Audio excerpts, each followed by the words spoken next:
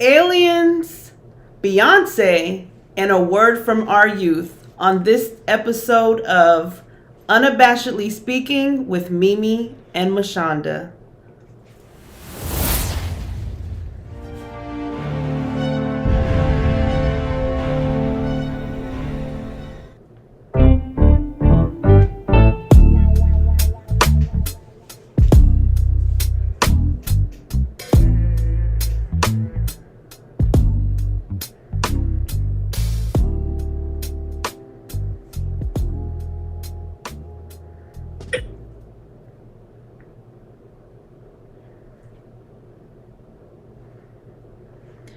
Welcome back to Unabashedly Speaking with Mimi and Mashonda, and introducing our guest host, James King.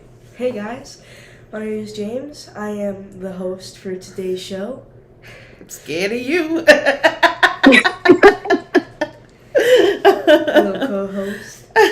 How are you doing today, James? Doing good.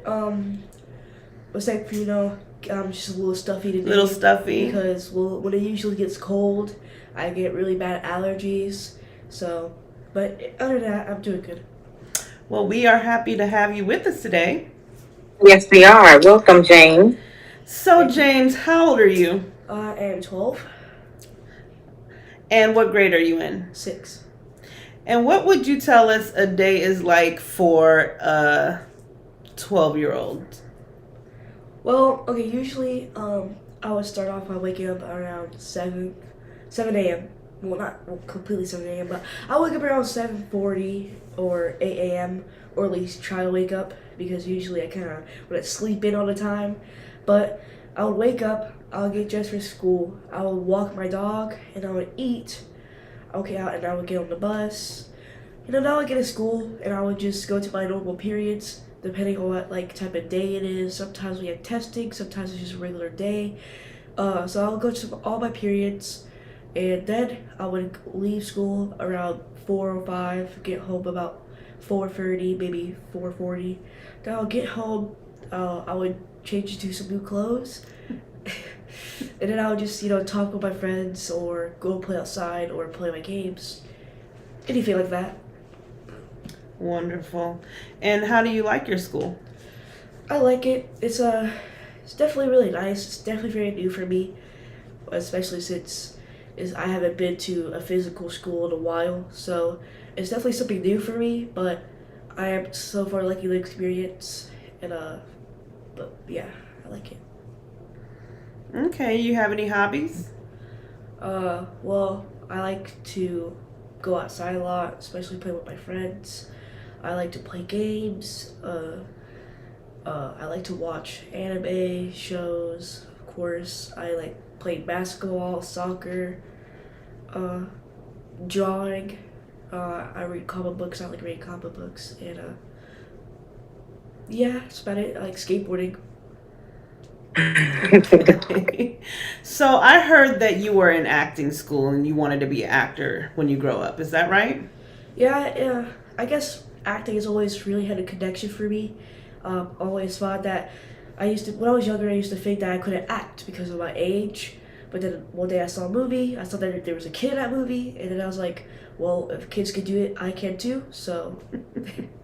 Okay. And what makes you want to be an actor? What excites you about the idea of being an actor? I guess it's always that, I guess I've always wanted to use my, potential and, my skills, because I'm really good at acting, and I've always wanted to use it for something, like a show or anything like that, and it's always, like I said, really had a connection with me. Okay. Would you say you're a very creative person? Yeah, I would. I like, creating a lot of things, using my imagination a lot. Okay. You have questions, Mimi? Yes. Hi, James. Hi. So I want to talk about a little bit of school. So have you ever experienced being bullied, or one that you were close to was bullied? Unfortunately, yes, I have a few times, but it doesn't happen to me as much as it used to. But I have been teased. I wouldn't say bullied, But I have been teased before a lot in the past.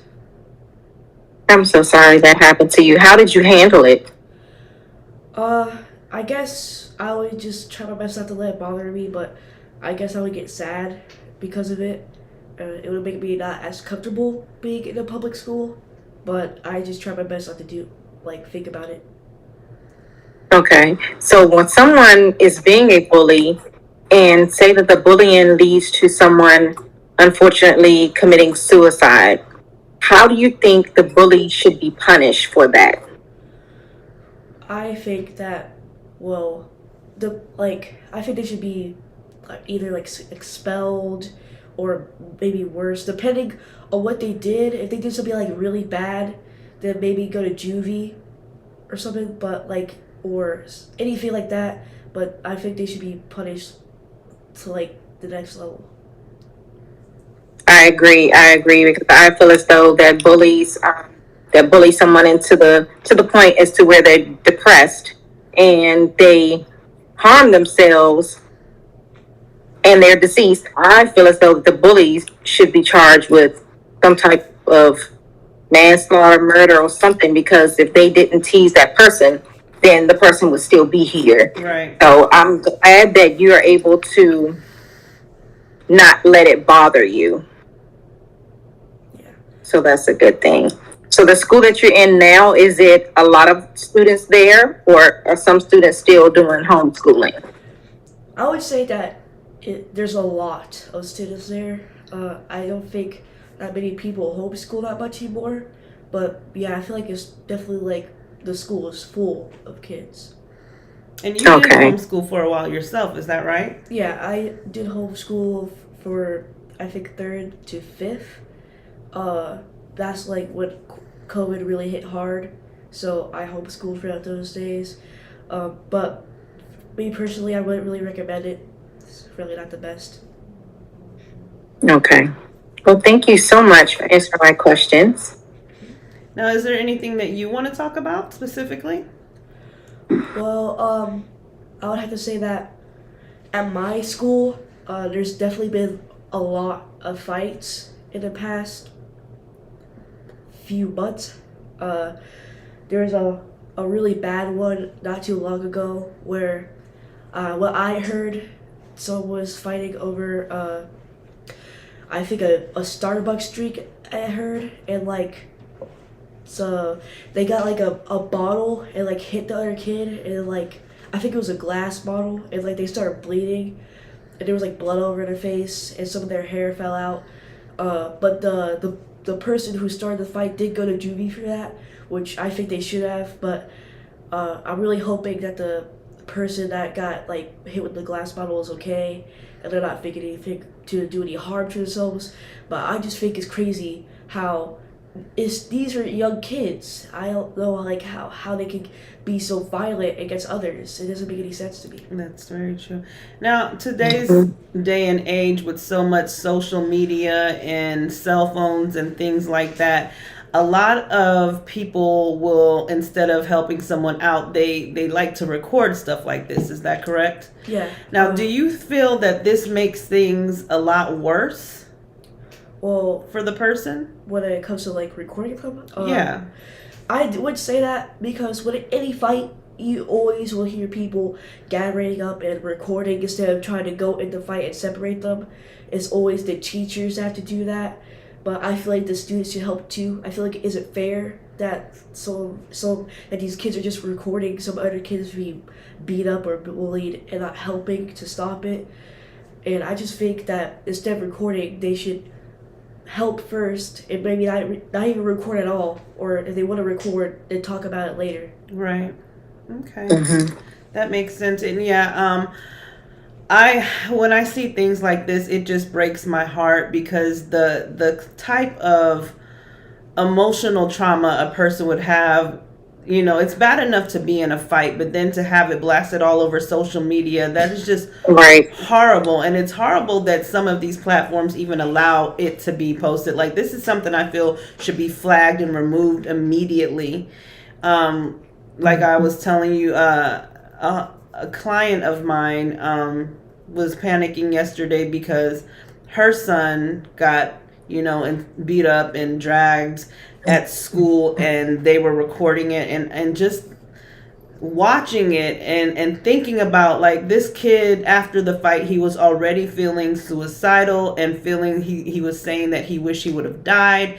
And then to think, like, how worse is it to have everybody just recording it and posting it and making fun of it?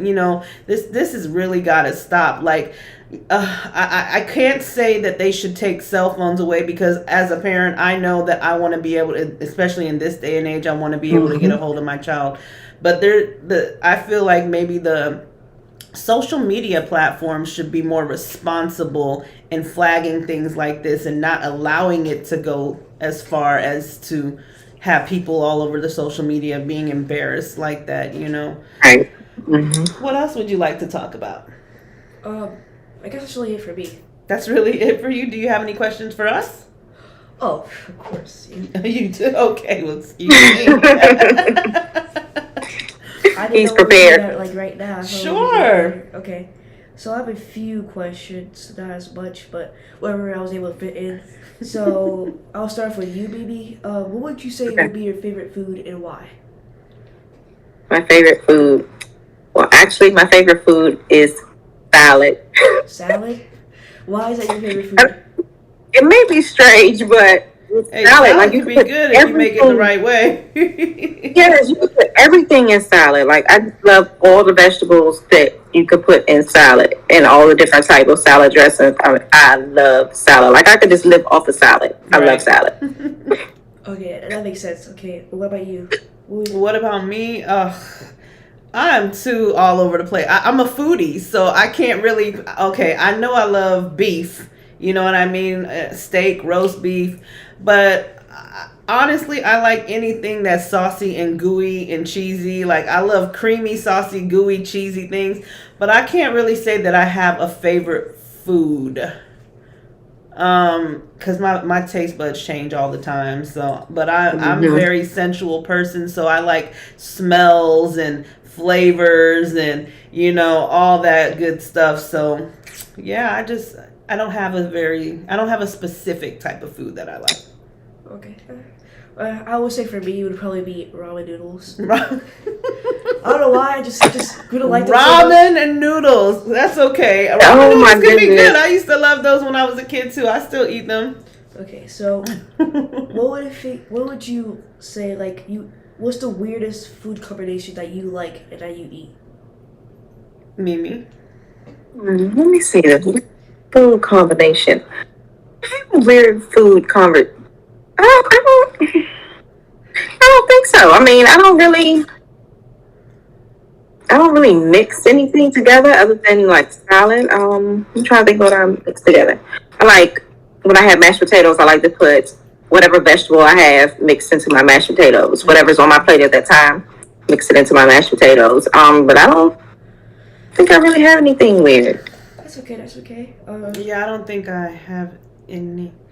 I like combinations of food, but I don't think they're weird per se.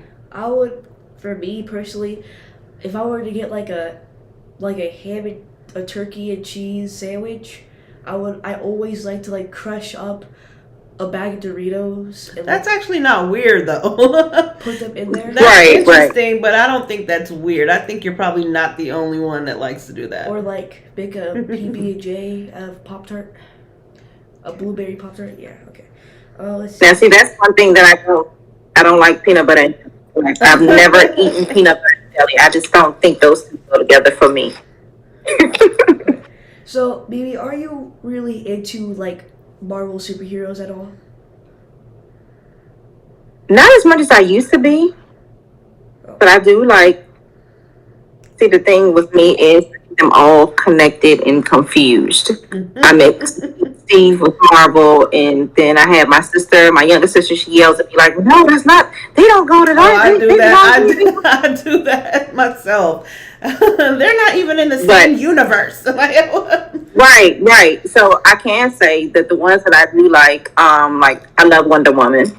I used to want to be Wonder Woman when I was little. When I was little, I don't yes. know. You got Yeah, so it's like, Wonder Of Woman. course, Black Panther. You know, Kinda forever. so yes, I have a necklace, yes. but I'm not wearing it right now. But Yes. okay, what about you? I'm with her on that one. I have to say Spider-Man all the way. Spider-Man. Okay. Okay, what is your favorite childhood memory? Oh wow, Oh my that's goodness. a hard one. Let's see. I know. I know. Let me see. Ah, I think my favorite memory is I had a birthday party when I was 2, and I can remember it very, very vividly. I had it at a park, at Henderson Park in Georgia, and it was this bank there. So the bank's mascot was squirrels. So they came to my birthday party. You know, they had on their squirrel uniforms. They came to my birthday party, but there at the park has a waterfall there, like different little waterfalls and stuff. So I think I love that memory because I love looking at water, but I wouldn't say that I like getting in the water. But that's one good memory that I have. And another one would be where I'm from. It's they have a place called Toccoa Falls. It's like this really big waterfall, and I like to go there and sit on the rocks and watch the waterfalls. Okay, wow. it's nice. What about you? I really have too many. I don't know if any one thing stands out. That really there are so many. I'm gonna have to pass on that one. I had a really good childhood.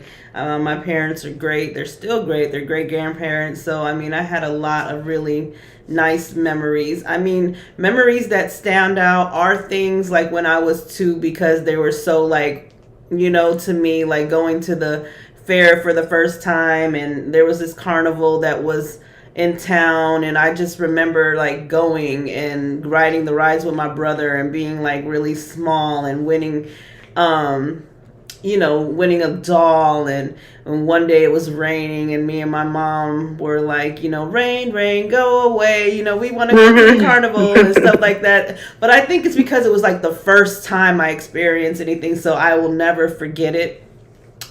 We have time for one more question. Okay. Let's see. What about scariest moment of your life? Ooh, scariest moment of my life. Whoa. I had a lot of those. Yeah, I think I've had a lot of those too. Yeah, I've had a lot of those. But yeah, I've had a lot of those. I'll try to think of one that's not too traumatizing. Say when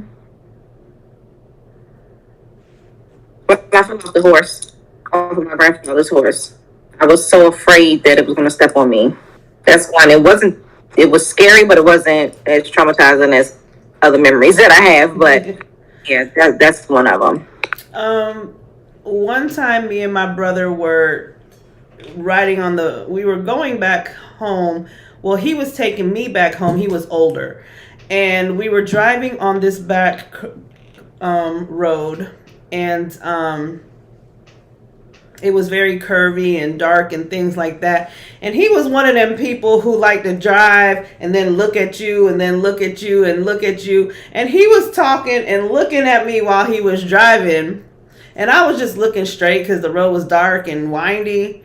And you know them things that are like, they look like tower, like these ladder but tower things that kind of come to a point with the light at the end, so like I guess the helicopters don't fly too low. Well, it somehow, I guess maybe something hit it, I don't know what, but it was broken off and in the middle of the road, to the point where it, like the pointy part was further away and the more wide part was closer to us, to the point where it was like right at my face, like decapitation, right? So I'm seeing this thing coming straight at my face, and I couldn't even scream or say anything, right? And we were definitely about to, well, at least for sure, I was about to, no, it would have cut both our heads off. We was definitely both about to die that night, okay? And my brother, he's talking, he drives around it, goes back, keeps driving for a minute. Then he stops. He's like, what the was that? He didn't even realize what he did. And then, I'm like, you didn't see it? He's like, what was that? But he just drove around it like it wasn't nothing. And later on, I realized, because, I'm very spiritual, that the reason why I couldn't scream is because if I would have screamed, he wouldn't have reacted the right way. And them spirit guides and the Most High God grabbed that wheel, and they made it to where I couldn't, because he would have reacted and we would have been dead. So they had to take the wheel, girl, my life flashed before me, and I will never forget that. Oh my goodness. Okay, well, that was very nice. Thank you again for being our guest host for tonight. And going forward, I want you guys to meet Anthony Lafredo, 33-year-old Frenchman. Now, I know you guys are looking at this picture and you're like, okay, what about Anthony? Well, this is Anthony before, and this is Anthony after. Okay. Anthony Lafredo, who calls himself the Black Alien, removed his ears, nostrils, even a few fingers, sharpened his teeth and dyed them purple, and covered his body in extreme tattoos. More on this after this commercial break. Stay tuned. We'll be right back. Incredible change happens in life when you decide to take control of what you do have power over, instead of worrying about what you don't. House of Healing Hands. Take control. Gain back your power.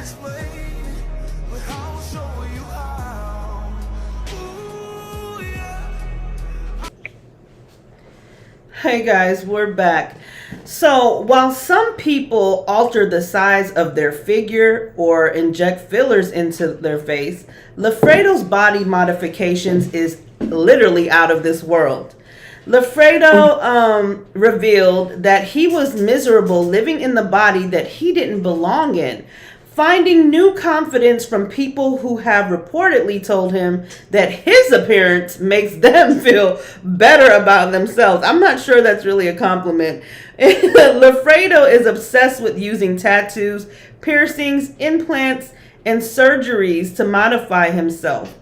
While he grew up interested in body modifications, it wasn't until he was 24 that he ditched his old life for his new alien pursuit. It is a fight every day, Lafredo says, because every day you find new people who don't understand and just want to judge.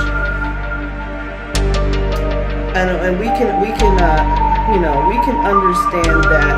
But Lafredo goes on to say that you can't judge someone.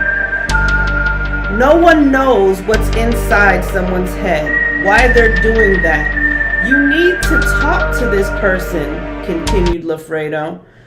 You need to understand why they're doing what they're doing. Some things that other people do, I don't understand. Alfredo says that he's just a normal guy with a wife and family.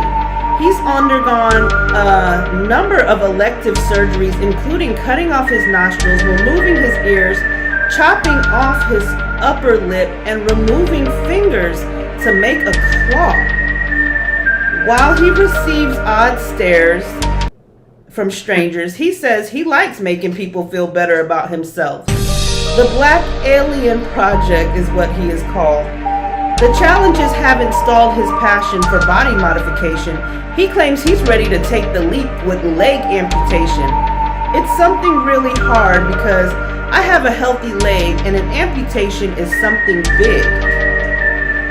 Yeah, that's to say the least. He's always been passionate about mutations and transformations, but now he is thinking about going even further to cut off his leg. And this is courtesy of the New York Post. Wow. If he cuts his leg off, like, what is he gonna Maybe do? he's trying to make I don't know, girl. Like, I'm at a loss. And again, he has a wife and kids. Now, as a kid, if your father was to come home like this, how would you feel about the situation? Like, what would you think was going on? Is this something that you would just be like, okay, that's what my dad wants to do? Or what is a child's perspective of this situation? I would probably would feel like that there might be something wrong with his mental health, like he wasn't thinking straight or something like was wrong or something. But I would definitely wouldn't like it. I would probably think it's a whole different person. It would be really hard for me to be able to get used to something like this. But I personally, from my perspective, and this was my father, I wouldn't like it. Right. Yeah, I can understand that. Now, obviously, I mean, things have been done gradually, so I mean, they probably got used to it, but even still, like, how do you walk around with somebody like this? And then I'm looking at the guy, and it's like, he's cute.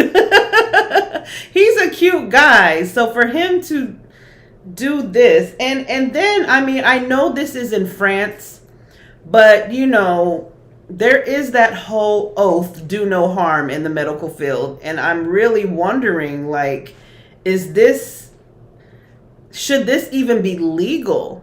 Should this even be legal? Because we're talking about cutting off appendages and limbs.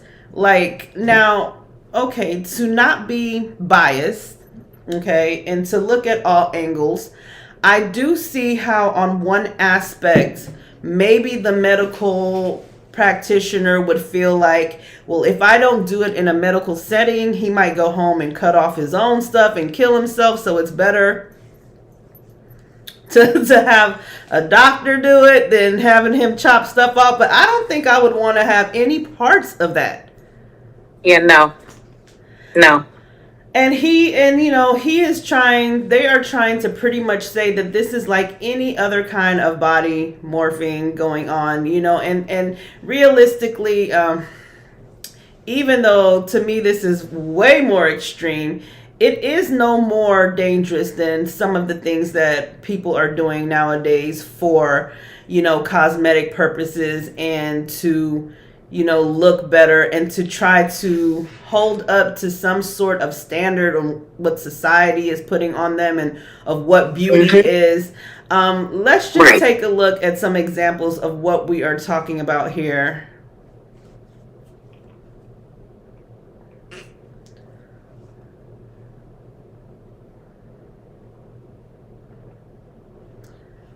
Okay, our clip is not playing for us, but that is okay. So what I was talking about is the whole BBL situation and how that is just a whole other story, a whole nother form of self-mutilation as far as I'm concerned. These people are literally doing things that can kill themselves in order to look good, and most of it are things that they have seen in Hollywood. These celebrities are doing the same thing, so what do you think about this? Well, I mean, I know that people, when they're not satisfied with how they look, they want to make changes, just like we want to put on makeup at times, and other times we don't. I get all of that, it's a beauty thing. But when you're going to the extent of getting a BBL into the same place where multiple women have died or multiple women have gotten sick from this procedure, yet you want to continue doing it, and then 9 out of 10, you don't return home from whatever the location is. I don't know if we're allowed to speak on locations, but whatever location, whether it's Miami, the DR, wherever, you have to be mindful. And you have to be mindful not just of your health, but how it's going to affect your family if you become ill or if you pass away. Right. Because like that one lady who, I know some people do it illegally with different ingredients that they shouldn't use, which causes them to, have limbs and everything amputated. But there's been celebrities that have done it professionally and Right. still caught infections and still had to go through drastic surgeries to get their health back. So it's like you have to really think about it. Like, is this worth me becoming ill, or is this worth me dying just because I want to look good for the internet? If that's the case, why you want to look good, or if you want to look good for a man, like, you really have to think about it. Like, is this worth my health? And it's Because just, it's very dangerous and it's unnatural. scary. Like I personally, to each his own, but it's just so unnatural. And what they don't realize is when you are removing fat from another area and putting it somewhere else, these fat can form clogs and clots, and those clots can go all the way to your heart, to your lungs, and cause embolism and thrombosis. And what you don't realize is there's nothing anyone can do for you if you get a blood clot or a fat clot or an embolism in your lungs. It's over. It is so not worth it. Now, I am all, to each his own. If you want to have cosmetic surgery, if there's something about yourself that you don't like and you want to alter, but not at the risk of losing your life. It's just not worth it. There are other ways to do it. Even like they have implants and things like that. I know that that's not ideal because you want it to be more natural, but at the end of the day, it still doesn't look natural. It still doesn't look natural. And the implants aren't safe either because they can pop. Yeah. And leak into your bloodstream. It's a lot. It's like nothing is really safe to do. So, I mean, I know people are going to do what they want to do. Correct. But when you look at a celebrity and you see all the drastic changes. So if you see them in the beginning of their, the timeline when they became known to us. Right. And then you look up to now, it's like some of them have drastically changed that they don't even look like their original selves anymore. And then when they have children, the children look like their original features. And it's like, you change yourself because you didn't want to look that way, but yet your child is going to be born looking the way that you didn't want to look. Exactly. And there's just so much going on, and none of it is safe. And I don't even understand why it is allowed to happen, to be honest with you. Like these people changing their eye colors, you can go blind, like, come on. And like you said, people will go out of the country because some places are not doing it within the United States, and that doesn't make it any better. Like, come on, and it's a shame because I just feel like a lot of this is because of celebrities and the image that is put out, the unrealistic expectations, the unrealistic things that, these celebrities don't look like they look in those photos you look on Google. That ain't how they walking around looking, and everybody is trying to look like that. And come on, there's got to be like a line that we draw somewhere. Well, I mean, as someone your age, I know you probably, this is not a big deal to you, but what do you think about the way people are doing this? What do you think about all these, I know you be looking at the girls and the Nicki Minaj's and all that stuff. How do you feel that it looks to you? Like, is it appealing to a young man like yourself? For me, no, not at all. I think it's just weird. It doesn't look right for me. It's not appealing. There's nothing attractive about it. I just think it really looks weird, and people shouldn't do it, and they should just be happy with the body they were born in. Definitely. And how do you feel about the fact that women are literally dying to look this way? I think that, I think it's really messed up that they die because of what they decide to do to themselves, and that if other women heard that they died because of the surgery that another person was thinking about getting, I still think it's crazy that they will still decide to get the surgery even though they know that there's a chance of them dying or getting sick. It's just And that is something I really feel like there needs to be a lot more awareness about this situation. I feel like, yes, people know, but then there are some people who really have no clue. Like, this needs to be something that is very straight up and straightforward. Like, look, and don't just give me some little fine print and tell me to read this while you have three paragraphs worth of da da da da da da da da da. No, these doctors need to be telling them women are dying from doing this. It needs to be something that like they don't need to just have it in the little okay, sign your life away form, because I know they put it in there, but who reads that stuff? Most people don't sit there and read 3 pages worth of fine print. They just ready to do their procedure. So I feel like it is a responsibility of these medical doctors that are doing these procedures, that they need to let people know that this might kill you. You know what I mean? This very well may kill you. And they may even say that, you know, someone is adamant about changing something. They're like, okay, that happened to her. It's not going to be me. It's not going to be me. Seriously that the doctors are saying it. Usually doctors don't tell you. They put it in their little paperwork. You know, some doctors might do it if they're responsible, but most of the major risk, unfortunately, if they trying to get that money, they just going to put it in that legal paper, have you sign it, and that's all they care about. That is true. That is very, very true. You are taking us for a ride, huh? Yeah. I hear you. I'm on the tour. Okay.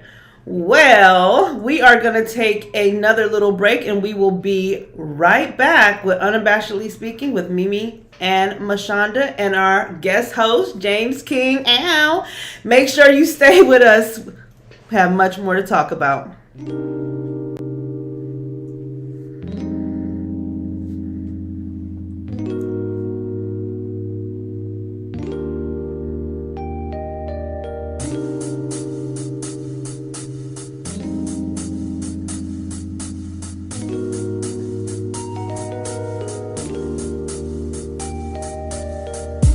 Yesterday the sky was gray, but now I see such a beautiful ray. And we are back with this week's TikTok viral video. This one is coming all the way from Africa. Angela Mula is going viral with her rendition of Beyonce's Dubai performance of Drunk and in Love. Check this out, y'all.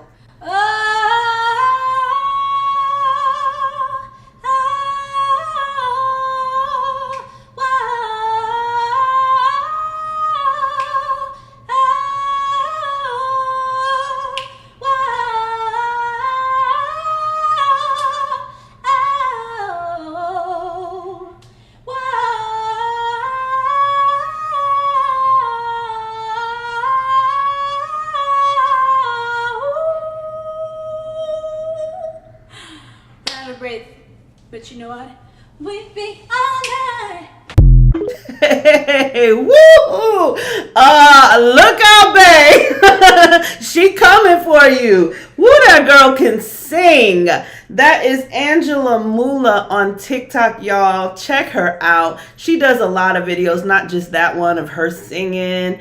And she also has some of her own music coming out soon. What you think about that? I think it was really good. It was amazing, right? It sounded like a whole second Beyonce to me. I think it was a first Beyonce, but don't come for me, babe. Don't come for me, Beehive, okay?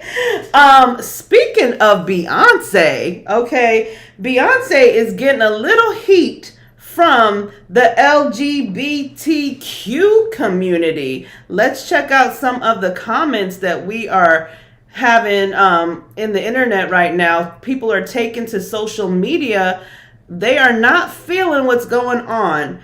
So, comment from Douglas Greenwood says, no beef, but I'm struggling to understand why Beyonce, who has $500 million, would accept $20 million to make her debut performance of the Renaissance album, a record which lifts heavily from the queer culture in Dubai, a country where the LGBT rights aren't even recognized. Okay, all right, we feel you a little bit on that, but then we have another comment. Hold on just a second. My comments are loading a little slow, or I just got a little bit too ahead of myself. But all the way from Jono, Bayhive forever, but Beyonce performing a whole new show for sheiks and billionaires whilst her fans can't even get a crumb of Renaissance visuals, and in Dubai of all places, which actively excludes the community that inspired her last album. I don't know. Well, first of all, I would just like to say we do not condone the use of racial slurs. We are just reading the comments, but we do not agree with people using those kind of words to describe people. All right, and Antihero says, Beyonce, quote from Beyonce, LGBTQIA rights are human rights. Also, Beyonce getting paid $24 million to sing at Dubai hotel opening. Don't at me, Beehive. I don't care how you justify your hypocrisy. And another one from J to C. Do y'all think Beyonce is a hypocrite for performing in the anti-LGBT country? She took that money even when she knew how homophobic the country is. What y'all think? And that is what we are going to get to. What do y'all think about this whole situation? But don't get me wrong now. Beyonce do have some people in support of her, like TC Madison, who said, so y'all gonna be mad at Beyonce when she performed on her tour in those U.S. states that have anti-LGBTQ laws in place? Are y'all still gonna be getting tickets? The selective outrage is working my nerves, and she really do got a point there. But let's go ahead and discuss it, y'all. Let's go ahead and discuss it. So, all right. So Beyonce, apparently people are saying that she made this album. She's been openly speaking about the LGBTQ community as an advocate and an ally, and apparently this album has heavy ties to that community, and people are feeling a little sensitive, and well, let me not call them sensitive, okay? Don't come for me. People are feeling a little bit hurt by the fact that she went somewhere who doesn't accept that community to release and debut the album that supposedly was inspired by the community. So I'm gonna turn this one over to you as a fellow Beehive member. Well, I wouldn't say fellow, but as a Beehive member, how do you feel about this situation? Well, first I would say I love Beyonce artistry, I would say. But I have to go with T.S. Madison at this point, because she is going to be performing in places, in states and cities that are opposed of, their rights. So I personally don't think she did anything wrong. Sometimes you do have to know where the money is, but it's not like she went and degraded herself. You know what I'm saying?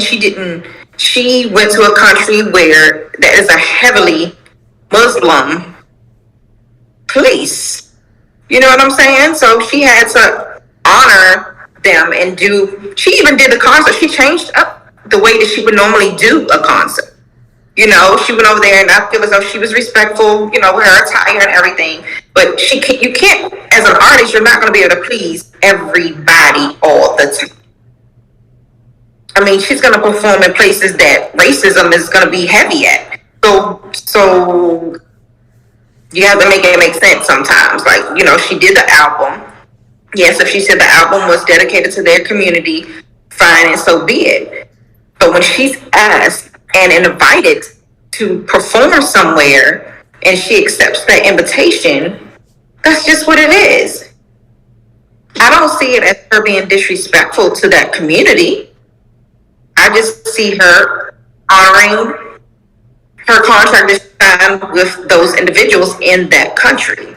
So everyone is so no, I'm not going to say sensitive. I will say everyone is being so judgmental towards her. But that's what it is. I mean, you can have performers that are within that community, the LGBTQ community, and they perform at places where they're not accepted. So do you get upset with them because they perform somewhere where their community is not accepted? Okay. Like, you have to think about it. You have it's so many different people that have so many different opinions, but they're not really looking at the big picture. I don't think they're getting it. I mean, that's just my opinion. I don't think she did anything wrong, but I understand where they're coming from as well. But as a performer, it's gonna be like that. I feel like if Beyonce went into this with the whole mindset of, okay, I know I'm supposed to be for this community and I know these people are against it, but I just want the money, then yeah, I would say that she is wrong, because I just feel like, okay, you got enough money. You shouldn't be doing anything just for the money nowadays. Like, you should really stick to your morals.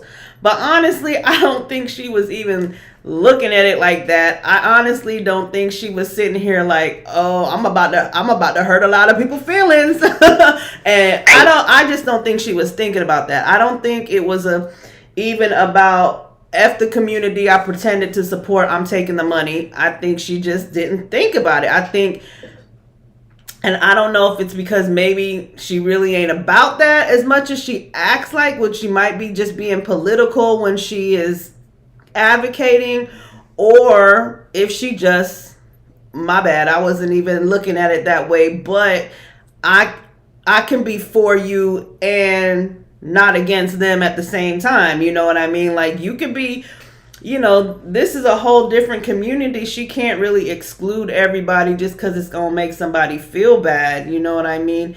I could see how maybe if it really was a thing, like, I don't know because I don't follow it like that, but if it was a thing where she had originally said something like, I'm doing this album for y'all, then maybe it should have been released for y'all. But I don't know that she said that. Like, if it's just something that people are saying because, like you had told me before, like some of the sounds or and things like that, then come on now.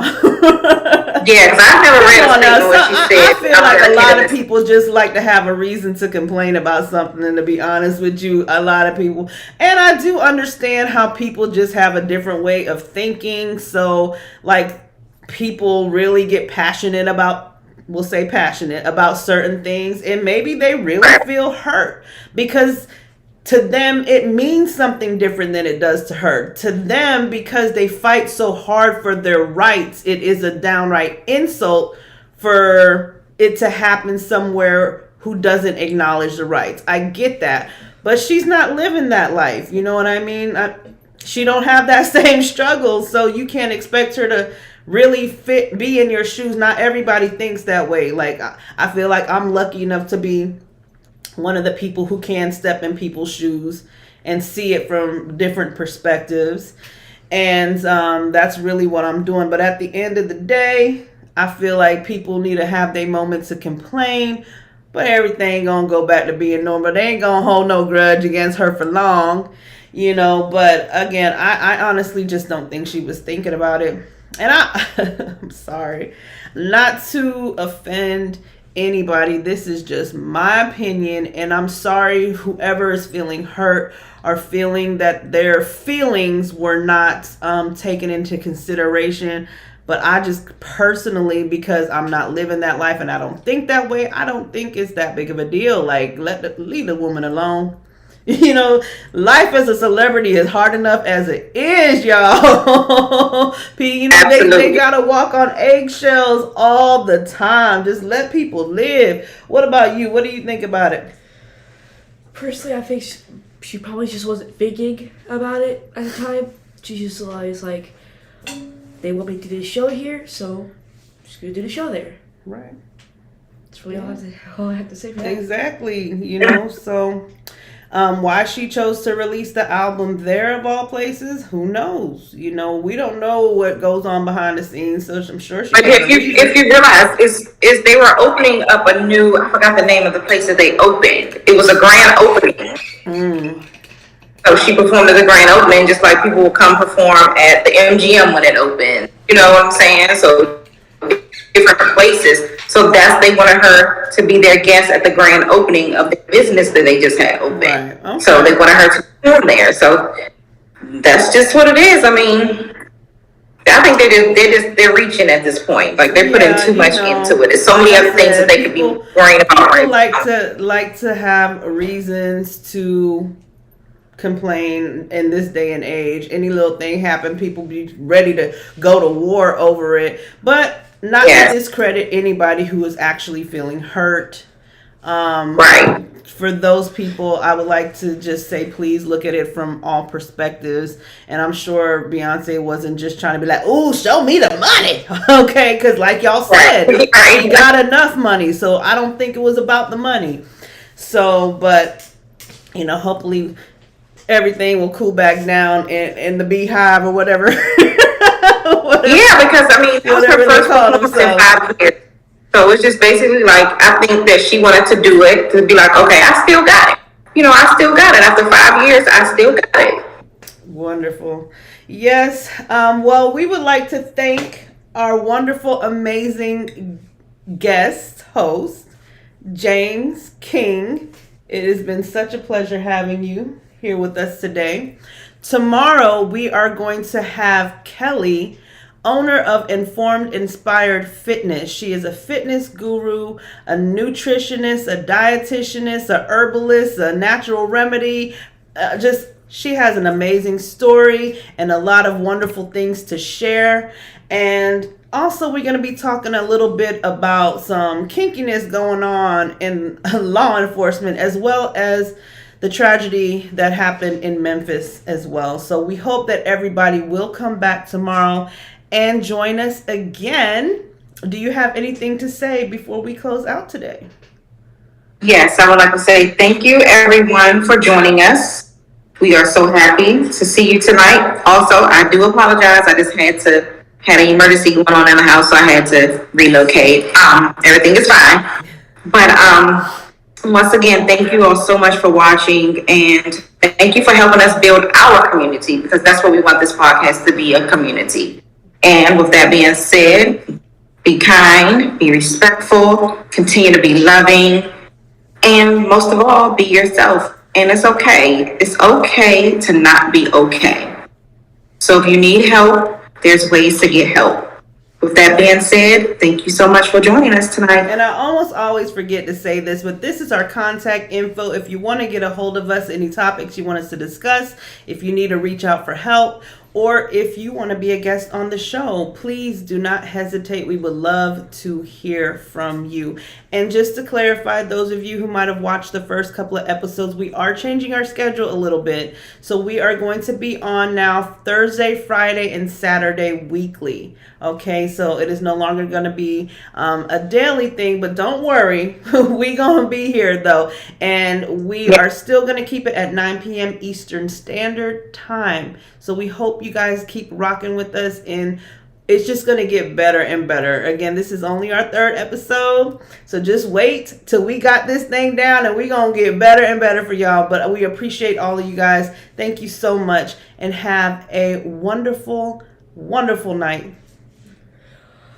I just want to say thank you for having me on the show. It was really nice being here and being able to talk to everyone watching and to you guys. And I definitely hope to be on this show a lot more. I feel like people should just, be happy with the, bodies that they're in, and not get BBLs and stuff like that. I think it's just crazy. I also think that not to put so much hate on Beyonce, because I feel like she didn't know, but what the con was of releasing it in Dubai. But also, don't forget to subscribe. I mean, it literally says it right down here. Just right down there. Right there. Just don't forget to subscribe. I can't wait to be on here next time. see you guys again. And we hope you feel better. Yeah. Yes, James, and thank you so much. We really enjoyed you. Good night, y'all.